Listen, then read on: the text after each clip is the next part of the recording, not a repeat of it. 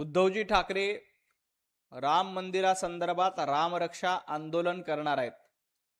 माझी उद्धवजी ठाकरे यांना विनंती आहे की आपण रामरक्षा आंदोलन करण्यापेक्षा पक्षरक्षा आंदोलन करा. कारण ज्या वेळेला राम मंदिराची प्राणप्रतिष्ठापना होती, देशभरातील साधू संत अनेक दिग्गज लोक अयोध्येला प्रभू रामचंद्राच्या प्राणप्रतिष्ठापना सोहळ्यासाठी उपस्थित होते. त्यावेळेला उद्धवजी ठाकरे मातोश्रीमध्ये बसून होते. त्यावेळेला उद्धवजी ठाकरे यांना वाटलं नाही की आपण प्रभू रामलल्लाच्या दर्शनाला जावं, त्या प्राणप्रतिष्ठापना सोहळ्यासाठी उपस्थित राहावं असं उद्धवजी ठाकरे यांना वाटलं नाही. कारण त्यांना काँग्रेसची भीती होती. ज्या काँग्रेसनं प्रभू रामचंद्रांचं अस्तित्व नाकारलं, ज्या काँग्रेसनं प्रभू रामचंद्राच्या मंदिराला विरोध केला, ज्या काँग्रेसच्या मुळे एवढी वर्ष प्रभू रामचंद्रांचं मंदिर अयोध्येमध्ये होऊ शकलं नाही, सुप्रीम कोर्टामध्ये देखील प्रतिज्ञापत्र सादर करून रामाचं अस्तित्व नाकारलं, त्या काँग्रेसच्या दबावामुळे उद्धवजी ठाकरे अयोध्येच्या प्राणप्रतिष्ठापना सोहळ्यासाठी गेले नव्हते. आणि आता यांना प्रभू रामचंद्राची आठवण येते.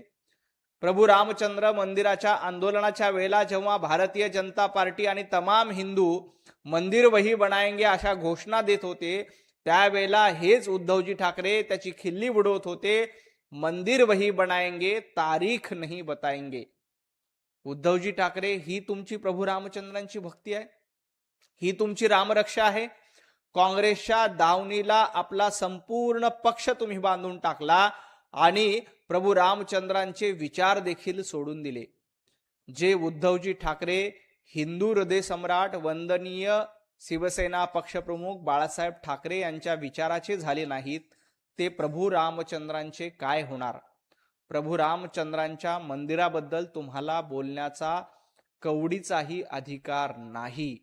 कारण तुम्ही काँग्रेसच्या सांगण्यावरून प्राणप्रतिष्ठापना सोहळ्यासाठी गेला नव्हतात.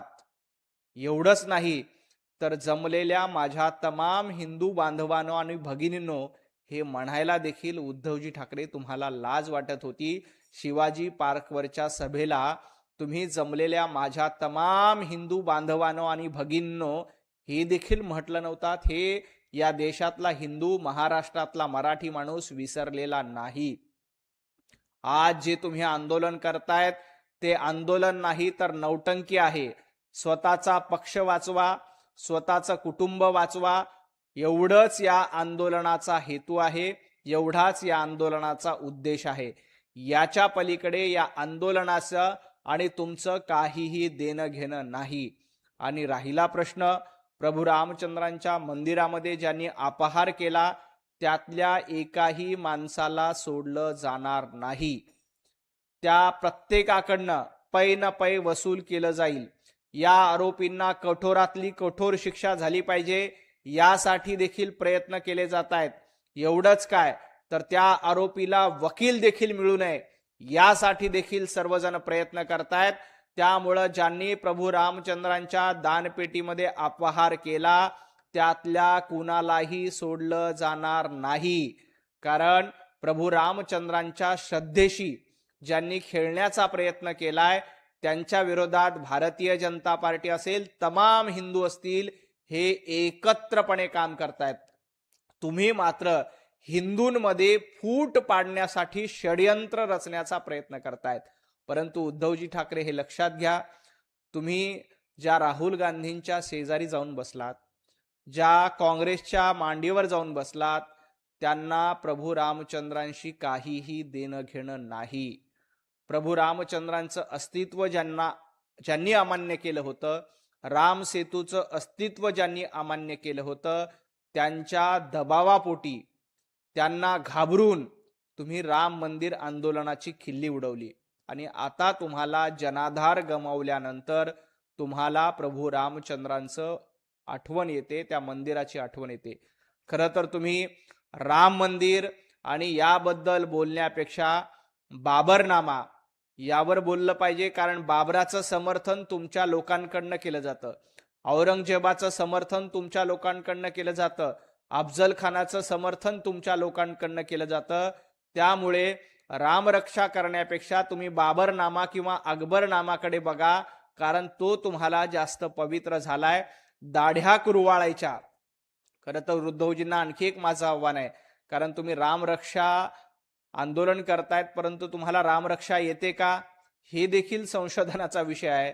त्यामुळे तुम्ही रामरक्षा म्हणण्यापेक्षा तुम्ही गेल्या काही वर्षांपासून नमाज पठण स्पर्धा, गेल्या काही दिवसापासून जनाब नावानं कॅलेंडर सुरू करणं, असे प्रकार, असे धंदे सुरू केलेले आहेत. त्यामुळे तुम्हाला रामरक्षेची गरज नाही. तर तुम्ही नमाज पठण स्पर्धा घेतलेल्या होत्या, ते जरा आठवून बघा.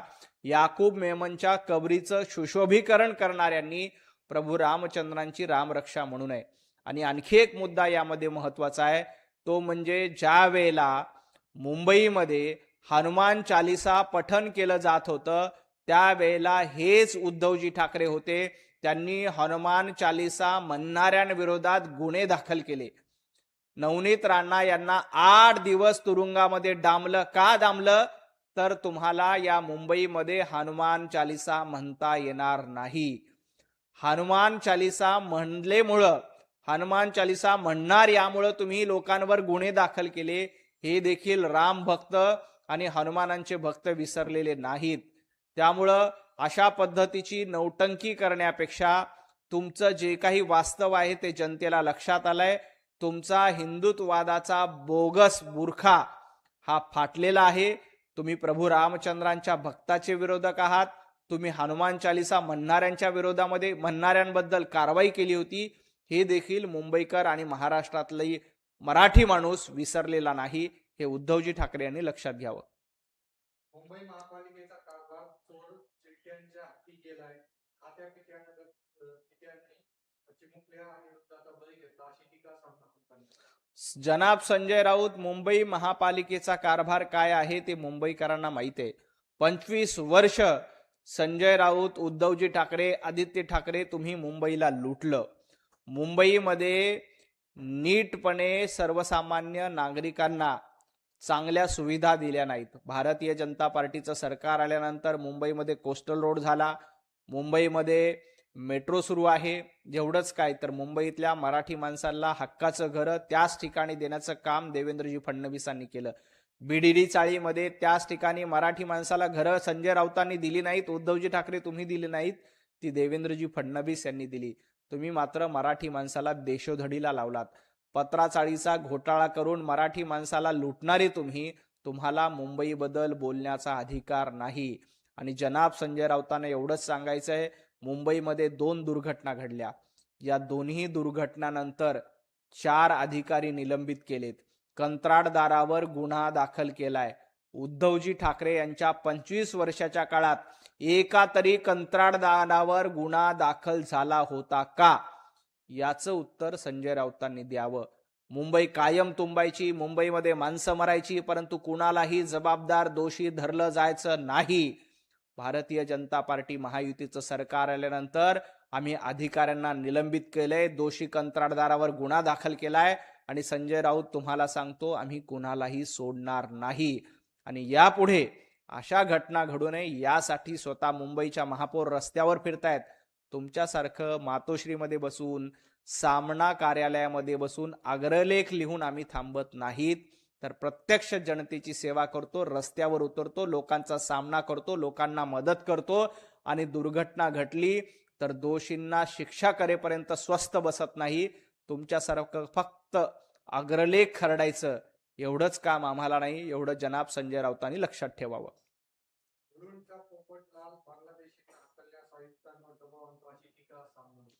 मुळामध्ये बांगलादेशींच्या विरोधामध्ये कारवाई केली तर संजय राऊत यांचा तिळपापड का होतोय?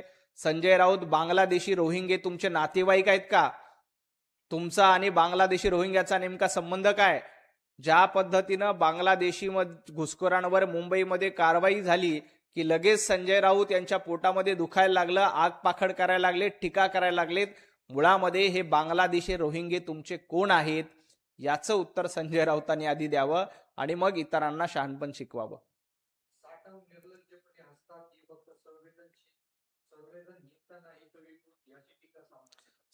मुळामध्ये संदीप देशपांडे, तुम्ही अमितजी साटम यांच्यावर टीका करू नका. तुम्हाला तो अधिकार नाही. तुम्हाला तुमचा पक्ष सांभाळता येत नाहीत. अमित साटम यांच्या देहबोलीचा विपर्यास करण्याचा प्रयत्न केला गेला. अमित साटम हे अतिशय संवेदनशील राजकारणी आहेत. तुमच्यासारखं दहीहंडीला मटरहंडी असं म्हणणारे अमित साटम नाहीत. हे संदीप देशपांडे यांनी लक्षात घ्यावं. संदीप देशपांडे तुम्हाला नगरसेवकाच्या निवडणुकीत पक्षानं तिकीट देखील दिलेलं नाही. तुम्हाला नगरसेवक करावं असं देखील तुमच्या पक्षाला वाटलं नाही. त्यामुळे तुम्ही अमित साटम यांच्यावर टीका करणं बंद करा. खूप खूप धन्यवाद.